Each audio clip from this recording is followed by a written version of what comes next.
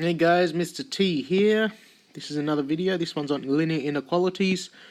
So far, we've solved linear equations. So an equation is something separated by an equal sign. Two expressions separated by the equal sign, such as this one here, 2x plus 4. And I've shown you how do we solve that. We need x by itself. So we need to get rid of the plus 4. What's the opposite of adding 4? Taking 4. Put it in a brick. To keep the sides balanced, we need to balance that brick, so do take 4 on both sides. Taking 4 after you've added 4 leaves 0, so that gets rid of the plus 4 on that side. 8 take 4 is 4. What's the opposite of timesing something by 2? Because there's a time sign between 2 and x. Divide by 2, do the same thing on both sides. So x is going to be 4 divided by 2, 2. So you've been shown that, and that should be a revision from last year anyway. So what does the equal sign mean? It indicates that one side is equal to the other. So there's only one solution that works. X is equal to 2. Why does it work? Because if I put 2 back in again to that equation, it should be true. 2 lots of 2 is 4, plus 4 is equal to 8. That's true. There's no other solution that will work here. If I made x 1, so 2 lots of 1, plus 4 equals 2 lots of 1 plus 4 is equal to 6. So it's not equal to 8. If I made x 3, 2 lots of 3 plus 4 equals 2 lots of 3, 6, 10. That's not equal to 8. So the only solution is x is equal to 2 because there was an equal sign between the expressions. So the year 10 thing that we're doing this year is inequalities. They're symbols that compare two expressions, and that means the solution can be a range of numbers. So to understand how inequalities work, you have to understand what the inequality symbols mean in the first place. So these are the inequality symbols here. So this one here, pointing to the left and open on the right, means the left-hand side, whatever's on the left-hand side, is less than whatever's on the right-hand side. This one here, where the open side is on the left, the pointed side is on the right, means the left-hand side is greater than whatever's on the right-hand side. This is closed on the left, open on the right, but it's also got this line here. This means it's only slightly different. It means less than, so left-hand side is less than or equal to. So there's two options there. It can be less than the number or it can be equal to whatever's on the right-hand side. And this one here that's open on the left, closed on the right, with the extra line, means the left-hand side is greater than or equal to whatever's on the right-hand side. So please notice there, the direction of the sign is very, very or extremely important because the closed end always points to the smaller expression. The open end is always facing the larger expression.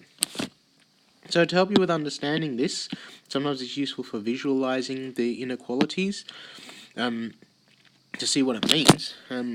So if you've said x is equal to 2, and I've drawn a number line here, what does x equal to mean? It means the solution is here, and that is the only option. It must equal 2. Alright, so you can think of that as the answer to the equation above. If you've said x is equal to 2 is the solution to that equation, then x can only be this, positive 2. If we're talking inequalities though, x is less than 2. So what are the numbers that are less than 2? Is 1 less than 2? Yes. Is 0 less than 2? Yes. Is negative 1 less than 2? So all these numbers to the left of 2 are less than 2, so those are part of the solution. The way that you represent that it's less than 2 is you draw up to 2, but you draw an open circle because it doesn't include the number 2 itself. It includes everything below it, represented by this line, but 2 is the marker to help make it a bit easier to see the point where it starts, but it's open because it doesn't include 2. Why doesn't it include 2? Because there's no extra line under that beak there. So 2 isn't included. It's all the numbers less than 2. So that's what represents, or that's a visual method of drawing what x is less than 2 means. All of the numbers less than 2, but not including 2, and that's why it's an open circle there. So let's have a look what greater than 2 is. What's a number greater than 2? 3. 4 is greater than 2, 5 is greater than 2, anything else above that is greater than 2. So all of the numbers infinitely over to the right are going to be included, but to indicate that we're talking about 2 specifically, we do mark 2, but we leave it as an open circle. Why? Because there's no line here indicating greater than or equal to 2. So 2 is a marker, but it's not included. So that's why we do an open circle here.